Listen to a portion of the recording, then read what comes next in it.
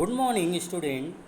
Today I teach you class 10th chapter number 2 Hindi व्याकरण। हिंदी व्याकरण में हम आपको चैप्टर नंबर 2 पढ़ाएंगे। चैप्टर नंबर 2 यानी पाठ 2 का क्या नाम है? वाच्य तथा वाच्य परिवर्तन। अब वाच्य का क्या अर्थ होता है? तो वाच्य का शाब्दिक अर्थ होता है बोलने का विषय। क्रिया के जिस रूपांतरण से यह जाना जाए कि क्रिया द्वारा दिए गए विधान यानी कही गई बात का विषय कर्ता है, कर्म है या भाव है, उसे वाच्य कहते हैं। ठीक है, तो ये समझ लीजिए, क्रिया के जिस रूपांतरण से क्रिया द्वारा किए गए विधान का विषय कर्ता है, कर्म है या भाव है, उसे वाच्य कहते हैं। जैसे हिंदी में वाच्य 3 होते हैं, कर्त्य, कर्म और भाव। यानी भाव उसका क्या निकल रहा है, कर्म उसका क्या है, कृत्य क्या है। अब कृत्य किसके कहते हैं? कर्त्य में। तो जिस वाक्य में कृत्य, देखिए, जिस वाक्य में बिंदु कर्ता है उसे कृत्यवाच्य कहते हैं, यानी कर्ता सब्जेक्ट। राम रोटी खाता है, कविता गाना गाएगी, वह व्यायाम कर रहा है, तो इसमें सब्जेक्ट है ना, तो ये क्या है? कर्ता। कर्म में क्या है? ऑब्जेक्ट। रोटी राम से खाई जाती है, यानी क्या खाई जाती है? राम से रोटी खाई जाती है। कविता से गाना गाया जाएगा, तो क्या गाया जाएगा? गाना। उसने व्यायाम किया, क्या किया? व्यायाम उसने। ठीक है, या उसने व्यायाम किया जा रहा है, उससे व्यायाम किया जा रहा है ना। अब कर्म में देखिए, कर्म में क्या है?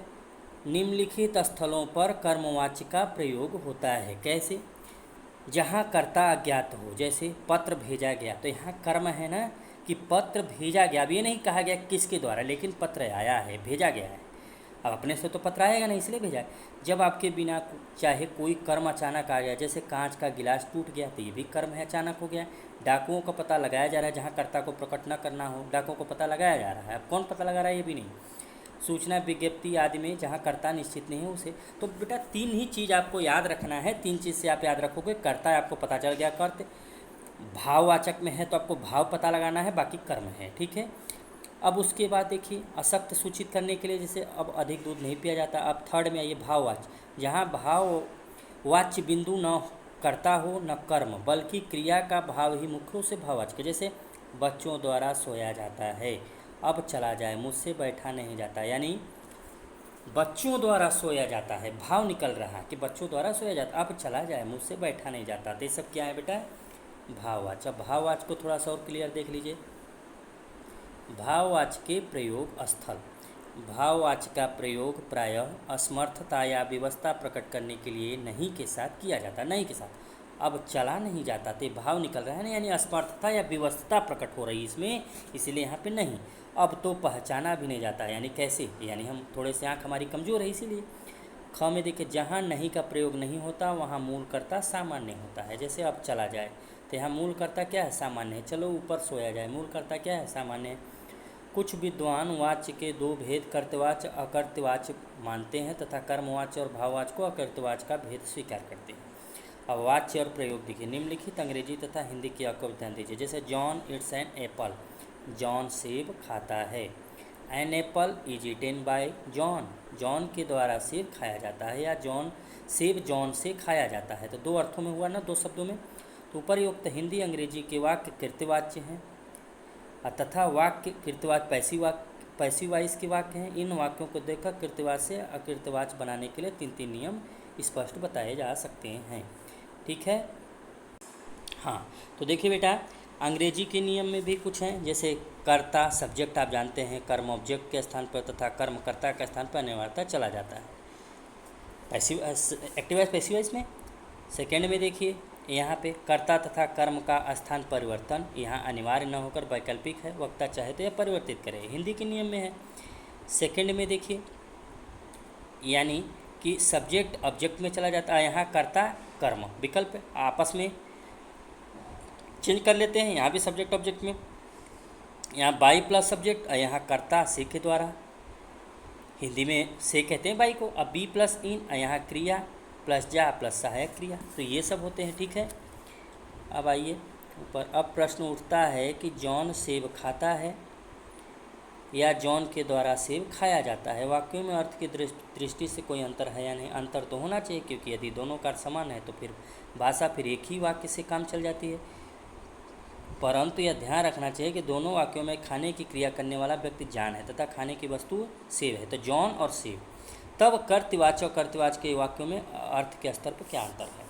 अब देखिए, तो अपने छोटे बच्चों की भाषा पर ध्यान दिया होगा। छोटे बच्चे बिना नियम को जाने कृतवाच्य तथा अकृतवाच्य का बड़ा ही सुंदर प्रयोग करते हैं। बच्चे जब कोई अच्छा काम करते हैं तब हमेशा इस प्रकार का वाक्य बोलते हैं, मम्मी आज मैंने इनाम जीता, पापा मैंने यह तस्वीर बनाई है, मैं चलूँगा बाजार, यह काम मैंने किया। लेकिन जब कभी नुकसान करते हैं तब वो कभी भी कृतवाच्य का प्रयोग नहीं करते। माँ के कहने पर तुमने पेन खो दिया, बच्चा कभी यह नहीं कहता कि मैंने पेन खोया है। यदि बच्चा भी जानता है और माँ बाप भी जानते हैं कि पेन उसी ने खोया है, ऐसी स्थिति में वह यह भी नहीं कहना चाहता कि मुझसे पेन खो गया है। वह तो केवल इतना ही कहता है कि मैं क्या करूँ, खो गया। तो इसी प्रकार से बेटा देखिए, इसी प्रकार से आप देख लीजिए, पढ़ लीजिए कि किताब फट गई कृतवाच्य कर्मवाच्य का प्रयोग में। उसके बाद अब आइए कर्मवाच्य में, ये देख लीजिएगा। कर्मवाच्य देखिए, वे वाक्य जो सकर्मक क्रिया के अकर्तवाच्यीकरण के द्वारा बनते हैं कर्मवाच्य के वाक्य कहे जाते हैं। जैसे मजदूरों के द्वारा पेड़ काटा जाता है, तो यहाँ कर्म हो रहा है ना, क्या कर रहा है, पेड़ काटा जा रहा है। लकड़ियाँ द्वारा गीत गाया, लड़कियों द्वारा गीत सुना जा रहा है, यानी लड़कियों द्वारा क्या सुना जा रहा है, गीत। नेताजी के द्वारा भाषण दिया जा रहा है, भाषण दिया जा रहा है, किसके द्वारा, नेताजी के। कर्म, ध्यान रखिए कि कर्मवाच्य में क्रिया हमेशा सकर्मक होगी। याद रखिए कि हमेशा सकर्मक, निरर्थक वाक्य नहीं, निरर्थक शब्द नहीं, सकर्मक जिसका सकर्मक। अब कर्मवाच्य में, अब यही कारण है कि अंग्रेजी में पैसिव वॉइस को मात्र कर्मवाच्य कहा जा सकता है, क्योंकि वहाँ कर्मक क्रिया का पैसिव नहीं बनता। ठीक है, अब आइए भाववाच्य में। भाववाच्य के वाक्यों में अकर्मक क्रिया होती है। भाववाच्य में अकर्मक होती, लेकिन कर्मवाच्य में अकर्मक नहीं होती, याद रखना बेटा।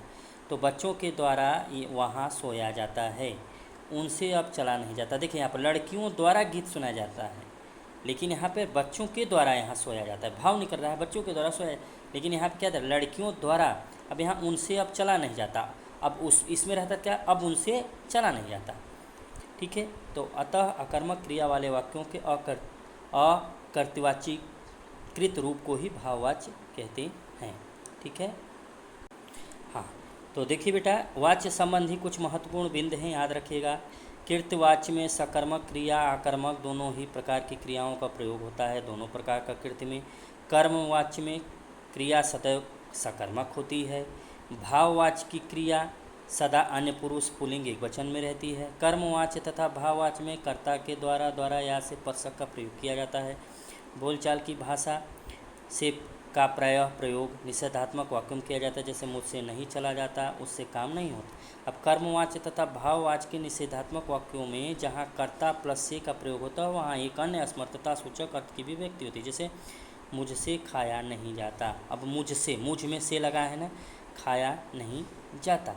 माता जी, अब से लग गया, माता जी से पैदल नहीं चला जाता, तो यहाँ असमर्थता लगा है। उनसे अंग्रेजी नहीं बोली जाती, और उस नहीं या उन नहीं, तो यहाँ पर क्या हो जाता, असमर्थता सूचक की अभिव्यक्ति होती है। कर्तवाच्य में देखिए, सकारात्मक वाक्यों में सामर्थ्य को सूचित करने के लिए क्रिया के साथ सक का प्रयोग किया जाता है, जैसे वे यह गाना गा सकते हैं, सकना का है ना, माता जी मिठाई बना सकती हैं, बच्चे यह याद कर सकते हैं। ठीक है, तो ये देखिए, इसी तरह के कृतवाच्य के असमर्थता सूचक शब्दों में सक का प्रयोग, जैसे मैं आपके घर नौकरी नहीं कर सकता, तो सक का यूज होता, सकना असमर्थता सूचक है, वे पत्र नहीं लिख सकते। ठीक है, इस प्रकार कर्तवाच्य के निषेधात्मक वाक्यों को कर्मवाच्य और भाववाच्य दोनों में रूपांतरित किया, यानी कर्तवाच्य के निषेधात्मक निगेटिव वाक्यों को दोनों में हम चेंज कर सकते हैं। जैसे कर्मवाक्य वाक्यों में प्रायः क्रिया में प्लस जा लगाकर किया जाता है, यानी जा लगाकर किया जाता है, सोया जाता है, खाया जाता है, जैसे वाक्य बनते हैं। लेकिन कुछ व्युत्पन्न अकर्मक क्रिया में भी देखिए कर्मवाच्य का, मजदूर पेड़ नहीं काट रहे हैं, हलवाई मिठाई नहीं बना रहा। अब इससे देखिए, अब इसका क्या चेंज हो गया, मजदूरों से पेड़ नहीं काटा जाता, मजदूरों से पेड़ नहीं कट रहा। देखिए कैसे चेंज हुआ। ठीक इसी प्रकार हलवाई का। अब हिंदी में आइए, हिंदी में अकृतवाच्य या कर्मवाच्य भाववाच्य में वाक्य में प्रायः कर्ता का लोप हो जाता है, जैसे पेड़ नहीं काटा जा रहा, पेड़ नहीं कट रहा, मिठाई नहीं बन रही। ठीक है, अब हिंदी में क्रिया का एक रूप ऐसा भी है जो कर्मवाच्य की तरह प्रयुक्त होता है, वह है सकर्मक क्रिया से बना उसका अकर्मक क्रिया। जैसे गिलास टूट गया, हवा से दरवाज़ा खुल गया। ठीक है बेटा, अब वाच्य को कर्मवाच्य में परिवर्तन देखिए कैसे हम करते हैं, तो करिए। अध्यापक विद्यालय में शिक्षा देते हैं, तो कर्ता है ना, कौन शिक्षा देता है? अध्यापक। तो यहाँ कर्ता का लग गया। अब देखिए अध्यापकों द्वारा विद्यालय में शिक्षा, अब यहाँ ये नहीं कहा जा रहा है कि अध्यापक विद्यालय में, तो इसको क्या किया? अध्यापकों द्वारा विद्यालय में। अब सुरेंद्र ने सुंदर गीत लिखी, तो यहाँ हो गया सुरेंद्र द्वारा सुंदर गीत। यहाँ अध्यापक ने विद्यार्थियों के, तो अध्यापक द्वारा। तो ऐसे बेटा तुम फूल तोड़ोगे, तुम्हारे द्वारा फूल तोड़ा जाए। तो कर्त को कर्म में ऐसे चेंज करते हैं ना।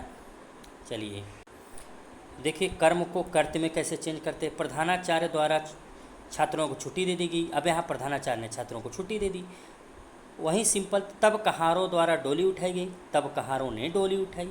ठीक इसी प्रकार से बेटा सब पूरा आप लोग पढ़ लीजिए। बच्चों द्वारा, यहाँ देखिए बाढ़ पीड़ितों की सहायता के लिए सरकार द्वारा करोड़ों रुपए खर्च किए गए। तो यहाँ क्या है? बाढ़ पीड़ितों की सहायता के लिए सरकार ने, यानी द्वारा हटा दे। अब आइए कर्त और भाव में कैसे चेंज होता है। तो कर्त में क्या है? हम इतना कष्ट नहीं सह सकते। अब भाव में क्या है? हमसे इतना कष्ट नहीं सहा जाता, हमसे इतना कष्ट नहीं सहा जाता। असमर्थता देखिए आ रहा है, हम लोग रोज़ नहाते, अब हमसे रोज़ नहाया जाता है, यानी असमर्थता तो है। तो से मैं बैठ नहीं सकता, मुझसे बैठा नहीं जा सकता। लड़की आंगन में सो रही थी, लड़की के द्वारा आंगन में सोया जा रहा था। तो ठीक इसी प्रकार से बेटा है, उठो जरा घूमें, उठो जरा घूमा जाए। ठीक है, तो देखिए इसमें भाव निकल रहा है। अब देखिए क्रिया के ध्यान देने योग्य वाली बातें में देखिए, क्रिया के जिस रूप से क्रिया का विषय का पता चले उसे वाच्य कहते हैं, और वाच्य के 3 भेद हैं, कर्त, कर्म और भाव। कर्त, कर्म और भाव। तो बेटा आपका ये चैप्टर यहीं पे कंप्लीट हुआ, अच्छे से बात कर लीजिएगा। Okay, thank